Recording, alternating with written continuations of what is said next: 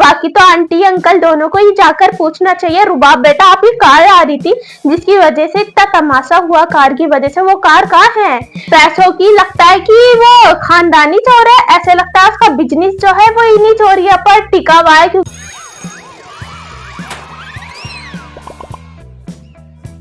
Hey guys, welcome back to the YouTube channel. तो guys, आज हम देने वाले हैं रिव्यू कभी मैं कभी तुम एंड कभी मैं कभी तुम का एपिसोड जो आया है धमाकेदार। एंड रुबाब ने अपनी बहुत ही ज्यादा मजा दिला दिया है, जो कि चालाकी करी। वैसे वो मजा तो नहीं था बट मजेदार था। हम लोगों को मजा तो 1% भी नहीं आया देखने में, क्योंकि रुबाब ने जो कि चालाकियां चली है उसका तो मुझे उसी एपिसोड में पता चल गया था। वो जो उसने दिखाया था कि प्लीज अम्मी, क्या बोलती है वो, I don't know, aunty ji, yes aunty ji आप ये पैसे रख सकती हैं, मुझे आपको गिफ्ट देना है वगैरह वगैरह। वो तो इंसान को, हर किसी को हिंट हो ही गया था कि लड़की अब कुछ बड़ा काम करने वाली है, अब बड़ा हाथ मारने वाली है। एंड देन रुबाब ने कर दिखाया। अब उन्हें चालाकी बड़ी चली है भाई, लॉकर की चाबी निकालकर कितनी सफाई के साथ उन्हें चोरी करी है पैसों की। लगता है कि वो खानदानी चोर है, ऐसे लगता है उसका बिजनेस जो है वो इन्हीं चोरियों पर टिका हुआ है, क्योंकि इतने साफ हाथ की लड़की, वो इतनी बड़ी खानदान की, उन्हें बड़ी सफाई से पैसे निकाले, इधर से तिजोरी से लिए एंड उधर जाकर गद्दे के नीचे। ये सारी चीजें तो बाकी ठीक है, बट वो जो गद्दे के नीचे पैसे डाले हैं भाई लड़की ने, वो बिल्कुल मेरे समझ से बाहर था कि लड़की की ना गद्दे के पैसे नीचे जाके कैसे डाले।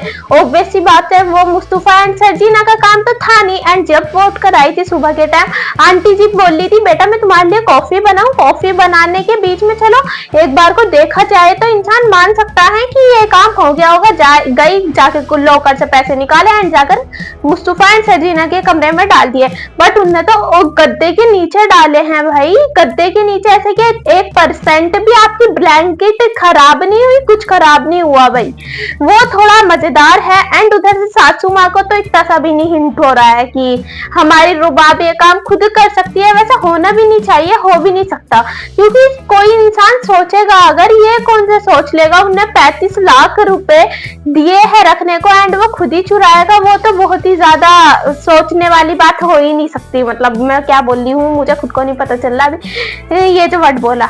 एंड अब हम अदील की बात करते हैं। तो अदील जो है, अदील को सारी चीजें पता है, आई थिंक सो। इन्होंने दिखाया तो नहीं है एपिसोड के अंदर कि अदील सारी चीजें जानता है, बट हाँ जितना मुझे देखकर लग रहा है तो अदील को तो सारी एक एक बातें पता है कि ये सारा करा धराया रुबाब का है। एंड उधर से अदील प्रोमो में भी बोलता है कि तुम्हारी कार अभी तक आई नहीं है। एंड रुबाब बोल रही है कि ऐसा लगता है तुम्हें तो इंतजार है कोई उनको निकाले, या तुम्हें तो इंतजार है तुम उन्हें निकालने का, इसलिए तुम नहीं बोले। तो इससे ये पता चलता है साफ सीधा जाकर कि अदील को ऑब्वियस सी बात है रुबाब का प्लान पता चल चुका था कि रुबाब अब ये सारी चीजें करने वाली है। बट इधर से अदील ने इतना सा भी स्टैंड नहीं लिया, क्योंकि अदील को सरजीना नहीं पसंद एंड अदील को सरजीना तो पसंद है, लेकिन सरजीना जो अदील की बात बात पर इंसल्ट करती है उस वजह से उसे नहीं पसंद। तो उन्होंने सोचा कि मजा आएगा, रुबाब जो करती है करने दो भाई इसे भी तसल्ली के साथ। एंड कोई बात नहीं, उसका भाई निकलेगा तो निकलता रहे, क्योंकि आजकल वो भी ज्यादा बोल रहा है सरजीना के उस कहने पर, यानी कि लगता है लोगों को कि अब हमारा मुस्तफा बेचारा जब से सरजीना आई है, जब से चल पड़ा, उसकी चाबी भर पड़ी। बट क्या करे, अब मजेदार है एपिसोड। एंड सीन की बात करें तो भाई मजा ही आ गया देखने में। वो जो चोरी वाले मजेदार सीन से इनके थे, वो जिधर से उसकी अदील की मॉम ढूंढ रही थी, बिल्कुल ऐसे लगा रियलिस्टिक इनके घर में रियल की चोरी हुई। एक्टिंग बहुत मजेदार हुई है वहां पर अदील की मॉम की होए मेरे अल्लाह पैसे कहाँ गए। मजा ही आ गया ये सारी चीजें देख कर तो।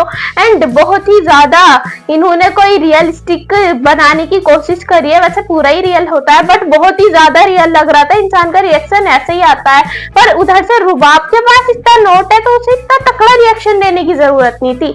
बट हाँ, रुबाब ने बहुत अच्छे से मजा दिला दिया लोगों को, और जाकर जो कमरों में उनने छानाबीनी करी, ऐसे करी थी जैसे डिटेक्टिव है सीआईडी की तरह। जैसे वो सीआईडी नहीं कहते, सीआईडी आप लोगों ने देखा हो तो इधर से भी फेंक, ये भी फेंक, वो भी फेंक, जो हाथों में आया सीधा फेंके जा रही थी बड़ी लड़की।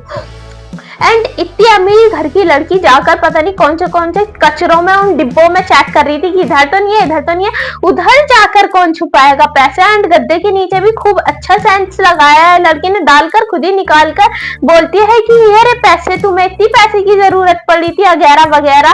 तो भाई मजा ही आ गया। अब हमारा मुस्तफा एंड सरजीना जा चुके हैं घर छोड़कर, एंड मजा आया वो चीज देखकर कि तुम चलोगी मेरे साथ तो सामान पैक कर लो। अब ऑब्वियस सी बात है सरजीना उधर से ये तो नहीं बोलेगी कि नहीं मैं नहीं जाऊंगी, क्योंकि मुस्तफा के बिना उसका घर में उसमें कोई है भी नहीं।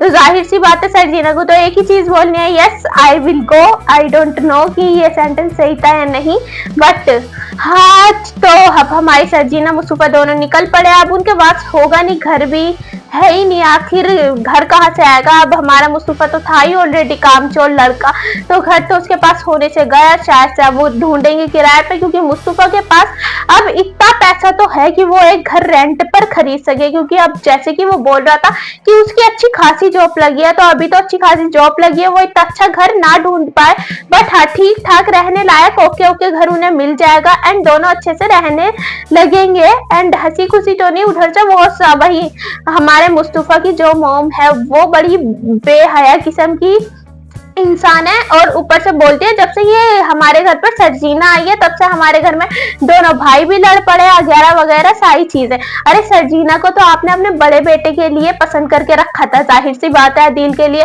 बट अब अदील ने पलटी किसकी वजह से मारी, वो है रुबाब। तो रुबाब की सारी गलती आती है ना, बट इधर से अदील की मॉम को 1% नहीं लगता कि गलती रुबाब की है, बस गलती हो जाती है घूम फिर कर सारी जगह से आती है अदील की मॉम की जबान पे सिर्फ और सिर्फ कौन, हमारी बेचारी सरजीना। अब उन्हें कौन ही बताए जाकर, उन्हें हमारी बात तो समझ में आने नहीं वाली कि गलती सिर्फ और सिर्फ रुबाब की है, क्योंकि उनके अंदर सेंस ऑफ ह्यूमर की कमी है, एंड देन उन्हें सिर्फ और सिर्फ गलत सरजीना ही नजर आती है। उधर से रुबाब के पास इतना पैसा भी है, रकम भी है, एंड वो लालची भी है, तो अब क्या ही करे। एंड गाइस अब ये जो मुस्तफा की सिस्टर थी बेचारी वो बड़ी तंग हुई है, क्योंकि मुस्तफा जा चुका है घर छोड़कर, बाकी कुछ भी कह दे बहन तो बहन होती है, किसी को 1% भी मेरे ख्याल से दुख नहीं हुआ, एंड वो बेचारी रोक भी रही है रुक जाओ, बट उसके कहने से कौन सा वे रुकने वाले थे। एंड अब हमारी रुबाब अपनी हरकतों से बाज ना आए, ऐसा तो हो ही नहीं सकता, बाज आ जाए यस। तो अब रुबाब चेक करने लगी उसके क्या नाम है उसकी बहन के सिदरा के रूम में भी जाकर कि चलो हम सब जगह चेकिंग करते हैं। एंड सिदरा तो वैसी बात है अभी आई है, उसे पैसों का नहीं पता, कुछ नहीं पता, आप जा रहे हो कि उसके रूम में भी चेक कर ले। एंड बेचारी वो भी बैग दे रही है आकर, प्लीज लो मेरे में भी चेक कर लो। बैग वाला सबसे मस्त था, कोई आपके घर पे मेहमान आया हुआ है एंड आप आकर इल्जाम लगा दे कि आपने मेरे पैसे चोरी करे। कितनी ऑकवर्ड सी सिचुएशन हो गई, वो भी 35 लाख रुपए। एंड अगर आपके पास इतना नोट था तो ये कार आई नहीं भाई। अदील बोल भी रहा है प्रोमो में कार कहाँ रह गई। एंड बाकी तो आंटी अंकल दोनों को ही जाकर पूछना चाहिए, रुबाब बेटा आपकी कार आ रही थी जिसकी वजह से इतना तमाशा हुआ, कार की वजह से, वो कार कहाँ है। एंड देन कोई पूछेगा ही नहीं। और बोल रही थी हमारे मुस्तफा से, मुस्तफा बोल रहा है कि तुम मेरे रूम में चेक इन नहीं कर सकती। ये तुम्हारा रूम क्या बोला था उनने, मुझे समझ में नहीं आ रहा, बट बड़ा ही अच्छी सी सेंटेंस थी। तुम्हारा रूम डोंट गो, पता नहीं क्या था वो, ये एडिट कर दिया है ना, नो गो एरिया। ओ हाँ, तो हमारी रुबाब बोल रही थी कि तुम्हारा रूम नो गो एरिया है क्या भाई। मजेदार। एंड रुबाब की एक्टिंग तो बहुत अच्छी है, और लोग बात जो देखते हैं, मैं देखती हूँ रील्स वील्स अगर स्क्रॉल करते हैं तो रुबाब के बालों पर लोग अच्छे तरीके से नजर लगाने पर तुले हुए हैं। नजर इस रियल तो नजर लग जाएगी, क्या पता इतनी रीलें बना रहे हो भाई, बाल तो वाकई में अच्छे हैं। And then guys I hope ये रिव्यू आप लोगों को पसंद आया होगा, पसंद आया तो लाइक कमेंट एंड सब्सक्राइब जरूर करें। Thanks for watching, bye.